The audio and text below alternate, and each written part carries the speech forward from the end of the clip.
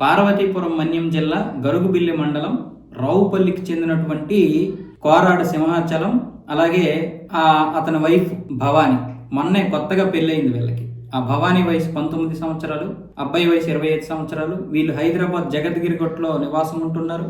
అక్కడ కాజీపేటలోనే ఎక్కడో మొత్తానికి కెమికల్ ఫ్యాక్టరీలో పనిచేస్తున్నాడు అబ్బాయి. అయితే విజయవాడలో వీళ్ళకి సమీప బంధువులు ఉండడం వల్ల గురువారం రోజు రాత్రి సికింద్రాబాద్లో మచిలీపట్నం ఎక్స్ప్రెస్ ఎక్కారు విజయవాడ వెళ్ళడానికి. వీళ్ళు వంగపల్లి దాటిన తర్వాత ఆ ట్రైన్ నుంచి పడిపోయారు.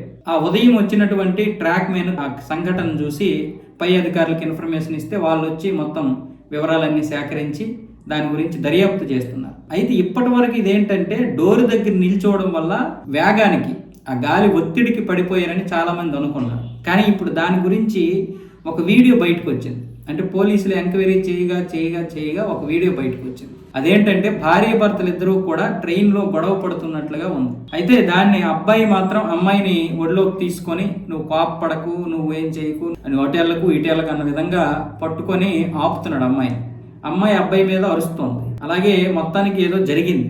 ఆ గొడవ పడినటువంటి వీడియో కూడా బయటకు వచ్చింది. తప్పు ఎవరిదన్న విషయం మాత్రం మనం చెప్పలేం పోలీసులు ఎంక్వైరీ చేసినంత వరకు. గొడవ పడినటువంటి ఈ ట్విస్ట్ మాత్రం బయటకు వచ్చింది.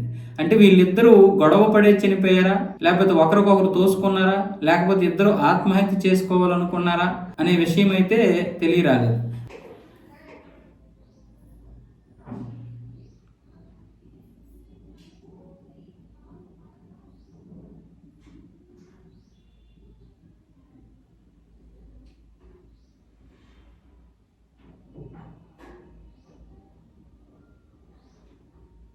అయితే మొత్తానికి చిన్నగా గొడవ పడ్డారు. ఆ పక్క సీట్లో ఉన్నటువంటి వారు మరి బంధువులా లేకపోతే వేరే వాళ్ళ తోటి ప్రయాణికులా తెలియదు, కానీ వాళ్ళు కూడా సముదాయిస్తున్నారు. ఎందుకమ్మా అనవసరంగా మాట్లాడుకుంటారు, ఇద్దరికి కొత్తగా పెళ్లి అయినట్లుంది అన్న విధంగా ఏదో మాట్లాడుతున్నారు వాళ్ళు. మొత్తానికి ఆ రాత్రి వీళ్ళందరూ పడుకుడిపోయిన తర్వాత ఏదో జరిగింది. కానీ ఇద్దరు పడిపోవడం అనేది మాత్రం యాదృచ్ఛికం కాదు అనే విషయం అయితే స్పష్టంగా తెలుస్తోంది. వీళ్ళిద్దరూ కొత్తగా పెళ్లి అవ్వడం, ఏదేమైనా సరే అనుభవం లేకపోవడం, వయసు రీత్యా ఏ నిర్ణయం అయినా సరే క్షణికావేశంలో తీసుకోవడం, తరువాత ఎలాంటి పరిణామాలు వస్తాయని తెలుసుకోకపోవడం అనేది ఇప్పుడున్నటువంటి యువతలో స్పష్టంగా మనకు కనిపిస్తుంది. అయితే ఇక్కడ ఎవరిది తప్పు అని మాత్రం మనం అనలేము.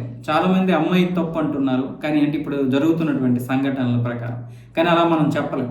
అమ్మాయిని తప్పు అని చెప్పలేము, అబ్బాయిని తప్పు అని చెప్పలేము. పోలీసులు ఎంక్వైరీ చేస్తున్నారు కాబట్టి దీనికి సంబంధించి అటు అమ్మాయి తల్లిదండ్రులు, ఇటు అబ్బాయి తల్లిదండ్రులు కూడా ఇప్పుడు స్పందించి మొత్తం పోలీసులకి మొత్తం ఇన్ఫర్మేషన్ ఇవ్వాలి.